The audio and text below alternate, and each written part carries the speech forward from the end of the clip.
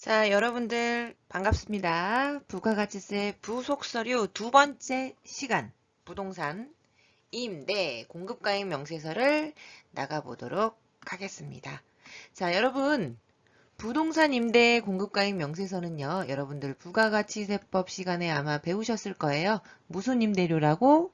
그렇죠. 간주 임대료라고 해서 간주 공급 하면서 아마 배우셨을 거예요. 이 부동산 임대 공급가액 명세서는요. 그냥 서식의 이름일 뿐이에요. 자, 서식의 이름일 뿐이라서 저도 너무 길어서 편안하게 간주 임대료로 설명을 해드리도록 하겠습니다. 자, 한마디로 딱 정의를 할게요. 이땐 밑줄 긋고 시작하도록 하겠습니다. 간주 임대료는요. 월세와 전세의 과세 형평을 맞추기 위해 만들어진 겁니다. 자, 그렇다면 디테일하게 한번 설명을 드리도록 하겠습니다. 그림을 한 판 그리도록 할게요. 자, 우리 회사가 주식회사 샤니입니다. 근데 여러분들 대기업이 아니고서는 회사 건물 사옥을 전체를 다 사용하기가 그죠? 좀 버거울 수 있죠? 그래서 1층부터 5층까지는 예를 들어서 월세를 준다라고 가정을 하고요. 5층부터 10층까지는 전세를 준다라고 가정을 할게요. 그리고 나머지 15층까지는 자가 업무에 사용한다라고 보겠습니다. 그래서 여러분들 왜 꼭대기층이 로얄층이잖아요. 그죠? 그래서 대부분 위층에 대부분 많이 사용을 합니다. 시끄럽지도 않고 해서. 펜트하우스인가? 그죠, 여러분들? 자, 월세는 얼마라고 가정을 할 거냐면 50만 원이라고 가정을 할게요. 물론 되게 싸네요. 그죠? 그 다음에 전세는 5억이라고 가정을 하겠습니다. 자, 제가 지금 뭘 말씀드리고 싶냐면 부가가치세법에서 접근을 하셔야 돼요. 샤니는 집주인이죠. 그래서 우리는 임대인이라는 표현을 쓸 거고요. 여기 안에 새 들어 사는 사람들을 임차인이라고 부릅니다. 그거는 알고 계시죠? 그런데 요 임대인은요. 부가가치세법상 무엇을 공급한 거죠? 그죠? 재화를 공급한 건 아니죠. 재화를 공급하게 되면 소유권이 이전이 돼야 돼요. 그런데 빌려주는 거 아니면 사람의 몸으로 하는 뭐 서비스 이런 것들은 용역을 공급하는 겁니다. 그러면 뭐가 발생하냐면 부가가치세법상 과세 대상에 들어가기 때문에 10%가 발생을 해요. 그래서 월세 50만 원 끊을 때 얼마? 부가가치세에서 5만 원을 더 거래 징수하셔야 돼요. 이해되셨죠? 그래서 월세는요. 매월 월세 낼 때 따박따박 세금 계산서를 끊어줍니다. 샤니 입장에서. 그런데 어떤 문제가 발생하냐면 여러분 이 전세예요. 전세는요. 지금 5억이라는 그죠? 자, 회계 처리 간단하게 보여드리자면 월세가 들어왔을 때 얘는 대변에 임대료로 처리합니다. 왜요? 수발이기 때문에. 그리고 얼마 삥 뜯어야 되냐면 5만 원도 더 뜯어야 돼요. 용역을 공급했기 때문에. 뭐 차변에 현금으로 받았다라고 하면 이런 회계 처리가 나오겠죠. 그죠, 여러분들? 그런데 문제는 전세예요, 여러분. 전세는요, 똑같이, 전세가 어떤 시스템이냐면 여러분, 보증금을 딱 내요. 5억, 뭐 3억 이렇게 내고 대부분 임대차 계약서에 의하면 기본 2년이거든요. 2년을 삽니다, 전세로. 그리고 뭐 재계약을 하든가 아니면 올려달라고 하든가. 그죠? 못 올려주면 나가야겠죠. 그래서 이 5억이라는 돈을 한 방에 받아요. 그런데 문제는 뭐냐면 이 5억은 몇 년까지만 내가 갖고 있는 거예요. 샤니가 2년만 보유하고 있다가 2년 뒤에 돌려줘. 야 할 뭐가 됩니까? 돌려줘야 할 부채가 돼요. 그래서 이제 여기서 멘붕이 오는 거예요, 여러분. 보실래요? 얘는 수익이죠. 임대료는. 근데 얘는 부채라니까. 그래서 계산 과목이 얘는 뭘로 써지냐면 임대 보증금이라는 계정 과목으로 씁니다. 그래서 이거는 뭐예요? 부채잖아요. 그러니까 샤니가 뭐라 그러냐면 아니 50만 원 월세 받은 건 매출로도 잡혀요. 그죠? 근데 나는 이거요. 자산도 아니고요. 수익도 아니고 뭐예요? 부채잖아요. 수익으로 잡히지도 않습니다. 그러니까 국가 입장에서는 이것 봐라. 아니 월세도 따박따박 부가세를 내는데 전세 사는 사람들은 부가세도 안 내고 저렇게 살고 있잖아요. 그죠? 뭐라는 이유 하나만으로? 부채라는 이유 하나만으로. 그래서 국가가 얼마나 대굴박이 좋은지 그래 알았어. 너 이거 5억에 대해서 너는 부채라고 했지만 2년 동안 이걸 보유하면 여러분들 대부분 어디에다가 이걸 놓죠? 2억이라는 돈을? 아니 5억이라는 돈을? 그쵸. 집안에다가 이렇게 현금으로 갖고 있지는 않을 거 아니에요. 은행에 넣어 놓으면 운용을 하면서 수익이 생기겠죠. 그죠? 그래서 이 수익이 생긴 돈을 법인 여기다 쓸 거를 여기다 쓸게요. 법인세법 입장에서도 간주임대료가 있어요. 또는 우리 엄마가 개인이야. 그럼 소득세법 입장에서도 간주임대료라고 있고요. 요 수익에 써놓으세요. 10% 이거는 부가가치세법 입장에서도 간주임대료가 있습니다. 완전 중요하죠. 다 배웠네. 제가 말씀드렸잖아요. 한 김에 그냥 토를 하는 거야. 더 이상 없어. 그럼 나중에 이거 분명히 지금 정리만이 살 길이다. 이걸 정리를 잘 해 놓으시면 그죠? 나중에 혹시 또 알아 1급 할 때. 1급 할 때 정리가 싹 되는 거야. 그럼 문제만 푸시면 돼요. 공부는 이렇게 하셔야 돼요. 힘든 게. 자, 제가 보라색으로 쓴 거 있죠? 별표, 별표, 왕별표 해놓으시라. 자, 다시 한번 정리합니다. 월세는 수익이기 때문에 수익으로도 인식되고 부가세도 따박따박 거쳐요. 그래서 아무 문제 없는데 전세는 뭐라는 이유 하나만으로 여기 동글맹이 부채라는 이유 하나만으로 수익으로도 안 잡히죠. 그 다음에 부가세도 안 내잖아요. 그래서 대굴박 좋은 국세청이 너 이거 2년 동안 은행에 넣어 놓을 거 아니야. 그럼 그거 운영 수익 생기겠지? 그거를 법인세나 소득세법 입장에서 간주 임대료로 간주하겠다. 그래서 저게 나와요, 여러분. 그리고 아니 월세 사는 놈도 지금 뭘 내는데 부가세를 내는데 솔직히 누가 더 못 살아? 월세가 못 살아? 전세가 못 살아? 얘 웃고 있는 거 봐봐 이거. 그죠? 월세 사는 사람도 부가세 내는데 너는 부가가치세 안 내? 그래서 그 운용 수익에 몇 퍼센트? 그걸 다 내라 그러면 또 대굴박 터지니까 10%를 간주 임대료로 하겠다. 그래서 간주 임대료가 여러분들 두 군데서 나와요. 소득세법에서도 나오고요. 법인세나 또는 부가가치세법에서도 나온다. 단지 부가가치세법은 그거에 10%를 뜯어간다라는 거. 아주 좋아. 아주 좋아요, 여러분들. 자, 그럼 지우고 저는 여기 나와 있는 제가 판서해 놓은 거 그거를 좀 정리해 보도록 할게요. 조금만 지울게요. 자, 그래서 가보도록 합시다.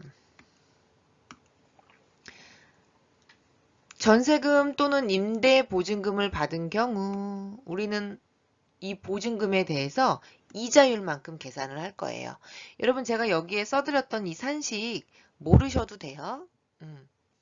자, 보증금이 아까 얼마였었어? 5억입니다. 우리는 스마트 A가 다 계산해 드릴 거예요. 그리고 여러분 이거 이자율은요. 연이자율이에요. 국세청 고시 이자율이라고 해서 올해가 아마 1.8%일 거예요. 아니 모르셔도 돼요. 프로그램에 다 세팅을 해놨다. 그러면 여러분 5억 넣어놓으면 1.8% 연의 이자가 붙잖아요. 그런데 우리는 부가가치세법을 3개월마다 한 번씩 신고하죠. 1기 예정확정, 2기 예정확정. 그래서 이거를 월할 계산으로 나눈 거야. 월수로 한다면 월할 계산하면 12분의 3이 될 것이고 일할 계산하면 365분의 1년이 365일이잖아요. 91일 또는 92일이 될 거야. 아니 모르셔도 돼요. 얘가 알아서 다 계산해줘. 제가 말씀드리고 싶은 것은 얘가 연이자다 보니까 부가세 신고하는 3개월마다 한 번씩 간주 임대료가 계산이 된다라는 거 그것만 알고 계시면 돼요. 자, 한마디로 정리합니다. 다 끝났어. 다 배웠네. 이제 또 문제 주거라 풀면 되는 거예요. 간주 임대료를 한마디로 정의한다면 뭐라고요? 월세와 전세의 과세 형평을 맞추기 위함이다. 왜 맞춰요? 전세는 부채로 기록되기 때문에 수익으로도 안 잡히고 부가세도 안 낸단 말이에요. 그래서 이렇게 법인세법상 간주임대료도 있고 부가가치세법상 간주임대료도 있다. 주의하실 건 부가가치세법상 간주임대료는 그 계산한 산식 있죠? 여기 요거의 10%라는 거 그거만 기억하시면 되겠습니다. 자, 깔끔하게 정리가 됐고요. 저는요, 회계 처리 한번 가보도록 할게요. 자, 여러분들 근데 이제 또 문제가 하나가 발생돼요. 여러분 이 간주임대료는요, 원칙은 누가 부담해야 되는 게 원칙이죠? 힌트. 부가가치세는 소득세가 아니라 소비세입니다. 그럼 소비한 사람이 누구예요? 임대인인가요? 임차인인가요? 그렇죠. 원칙은 임차인이 부담하는 게 맞습니다. 왜요? 소비한 사람, 쓴 사람, 먹은 사람, 극장에서 영화를 본 사람이 내는 거잖아요. 소비세니까. 그래서 원칙은 임차인이 내는 게 세법상 맞아요. 그런데 국가는 이 돈을 실질적으로 운영을 해서 혜택을 보는 사람이 누구죠? 임대인이죠. 아까 제가 말씀드렸듯이 이거 어디다 넣어놔? 5억 끌어안고 갖고 있을 수는 없잖아요. 은행에 넣어놓겠죠. 그래서 5알이에요. 근데 거의 실무에서 보면 90% 이상이 임대인이 부담하시더라고요. 꼭 기억하셔야 돼요. 근데 이제 그래서 우리도 시험 문제가 다 임대인이 부담하는 걸로 나오는데 예전에 TAT 1급에서 이게 한번 나왔었어요. 임차인이 부담하는 걸로. 그때 멘붕 왔잖아, 학생들이. 맨 마지막 부분에 간주임대료는 임차인이 부담한다 라고 나와 있었어. 아이고, 그래서 다 틀리지는 않고 어차피 부분 점수가 있으니까 뭐만 잘 주의 있게 보시면 되냐면 요거만 보시면 돼요, 여러분. 회계 처리. 우리는 업무 프로세스가 있죠. 그래서 이 순서대로 다 출제가 돼요. 그래서 배점이 9점에서 10점이에요. 전산세무 2급은 이 중에서 2번만 출제를 해요. 여기 업무 프로세스 좀 봐주세요. 2번만 뚝 뜯어내서. 그러니까 여러분들이 나중에 실무를 가시더라도 전산세무 2급을 따신 분들은 이게 어떻게 순서대로 입력을 해야 되는지를 몰라. 그죠? 그게 제일 중요한 거 아니야? 여러분들이 자격증을 따는 이유가 뭐예요? 회사 가셔서 업무하는 데 있어서 지장 없으려고 미리 공부를 우리가 하고 가는 거잖아. 그죠? 아무튼 간에 그래서 가볼게요. 요 간주임대료는요. 임차인이 부담하든 임대인이 부담하든 중요한 건 세금과 공가로 처리한다는 얘기예요. 이게 중요한 거야. 세금과 공가로. 그래서 여러분 간주임대료는 내가 10% 냈지만 매입세액으로 공제되지 않아요. 왠지 알아요? 아까 말씀드렸잖아요. 세금과 공가로 처리하기 때문에 그래요. 얘는 부가세 대급금을 쓸 수 없어. 부담은 했지만. 왜? 우리가 10% 부담한 건 여러분들 부가세 대급금으로 해서 나중에 매입세 공제를 받았잖아요. 근데 간주 임대료는 안 돼요. 그래서 별표를 해놓으시고 고로 세금 계산서도 교부할 수 없어요. 완전 중요했죠? 요 부분.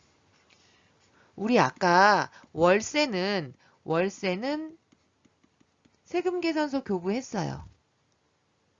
따박따박 50만 원에 5만 원 이렇게 발행을 할 거거든요. 근데 간주 임대료는 세금 계산서 교부할 수 없다. 그래서 나중에 입력하실 때 뒤에 있겠지만 얘는 매출 건별로 입력하셔야 돼요. 건별. 간주 공급, 간주 임대료. 요 월세는요. 매출 다시 과세로 입력할 거고요. 매입세액으로 공제받지 못하기 때문에 전표 입력할 때도 거래처 입력을 하지 않습니다. 거기까지. 이게 완전 중요하겠죠. 그리고 기출문제 봐봐. 제가 테마별로 좀 번거롭지만 테마별로 푸는 이유가 그걸로 하고 끝내려고 하는 거예요, 여러분. 그러지 않고서는 다 까먹어. 이게 지금 분량이 장난이 아니라니까. 그래서 거래처 입력도 한다, 안 한다? 안 한다. 자, 여러분들 그래서요. 간주 임대료에 대한 부가세 부담은 누가 할 수도 있고 임대인과 임차인의 약정한 바에 따르며 약정이 없는 경우에는 임대인이 부담한다 라고 되어 있죠. 그래서 제가 조금 이따가 뒤에 임대차 계약서 사본 보는 방법 가르쳐 드릴 테니까 여러분들 그거만 조금 주의하셔서 누가 부담할 건지 굉장히 중요하겠죠. 그죠? 자, 우리는 이제 마지막 부분으로 업무 프로세스 순서를 보도록 하겠습니다. 자, 이게 이제 실제 시험과 관련된 내용이고요. 우리 FAT는 어렵지는 않은데 이 순서를 한 셋으로 내요. 왜냐면 이게 실제 여러분들이 회사에 가시면 업무에 가셔서 이렇게 처리를 해야 되니까. 그런데 전산세무 2급 자격증은 여기서 딱 2번만 뚝 띄어서 부동산 임대 공급가액 명세서만 작성해 봐 라고 시험 문제가 출제가 돼요. 그래서 다 뭐 자격증이 장단점이 있지만 우리는 그 전체 풀로 전체 프로세스를 알아볼 수 있다. 그래서 배점이 생각보다 굉장히 높아요. 막 9점, 10점 이렇게 됩니다. 자, 일단 업무 프로세서 순서 가보도록 할게요. 일단 메인 매출 전표를 1번으로 입력하셔야 되고요. 이거는 월세분에 대한 매출입니다. 월세. 그리고 나서 우리는 이 부분 있죠, 여러분들. 간주 임대료. 얘는요, 전세 보증금에 대한, 그죠? 그래서 부동산 임대 공급가액 명세서에서 작성을 하시면 간주 임대료가 자동으로 계산이 됩니다. 자동으로 그것을 메인 매출 전표 다시 오셔서 매출 다시 건별로. 자, 요게 중요했어요, 여러분들. 뭐가 중요했다? 월세는 매출 과세로 입력하시면 되는데 간주 임대료는 매출 건별로 입력하셔야 돼요. 왜요? 세금 계산서가 있다, 없다, 없다. 그래서 건별로 그러면 신고서에 자동 반영됩니다. 그래서 저랑 이렇게 풀로 전체적으로 다 이제 실습을 통해서 한번 해보도록 할게요. 자, 이게 실제 여러분들 제가 기출문제에 나온 거 캡처하는 화면이고요. 8점입니다. 자, 이 계약서를 보시고 여러분들 막 되게 순간 당황하죠. 그죠? 뭘 봐야 되나? 다 필요 없습니다. 제가 여기 표시해 준 거, 용도, 면적, 제일 중요한 간주임대료를 계산하기 위한 보증금, 자, 월세 내역도 입력해 주셔야 되고요. 그 다음에 중요한 게 뭐냐? 이거죠. 별표. 얘는 별표 하겠습니다. 임대차 기간을 입력하면 스마트 A가 알아서 일수를 다 계산해 줍니다. 우리는 입력만 잘 하시면 돼요. 자, 그 다음에 중요한 게 뭐냐면 요거죠. 특약사항. 간주 임대료에 대한 부가세는 누가 계산한다? 임대인이 부담한다. 그럼 임대인의 세금과 공가 대변에는 부가세 예수금이 되겠죠. 자, 그리고 요 주소지 입력하는 게 있어요. 요 부분. 요거만 딱 보시면 돼요. 나머지는 보지 않으셔도 됩니다.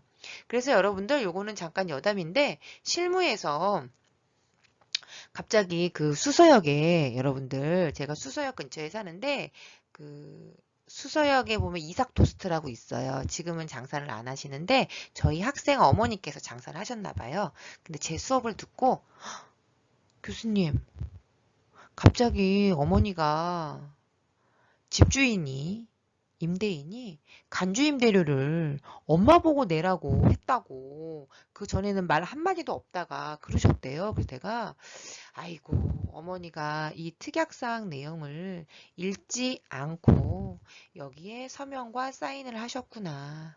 그죠? 그래서 여러분 이거 굉장히 중요한 거예요. 뭐 얼마 안 될 수도 있는 돈이지만 그래도 계약서 쓰실 때, 작성하실 때 꼼꼼하게 읽어보시고 누가 부담할 건지 여러분들 나중에 실무 가시면 근로계약서 작성하실 때도 굉장히 주의하셔야 돼요. 근로계약서 거기에 연봉제로 계산할 건데 연봉제의 개념은 뭐예요? 연봉에 나누기 몇 방 하셔야 돼요? 12방 해야 되잖아. 근데 막 13방 하는 회사들이 있어. 그걸로 막 퇴직금 주고. 오케이 바리? 예소치토. 그럼 여기까지 하고 저는 또 실기로 만나보도록 하겠습니다. 여러분, 안녕!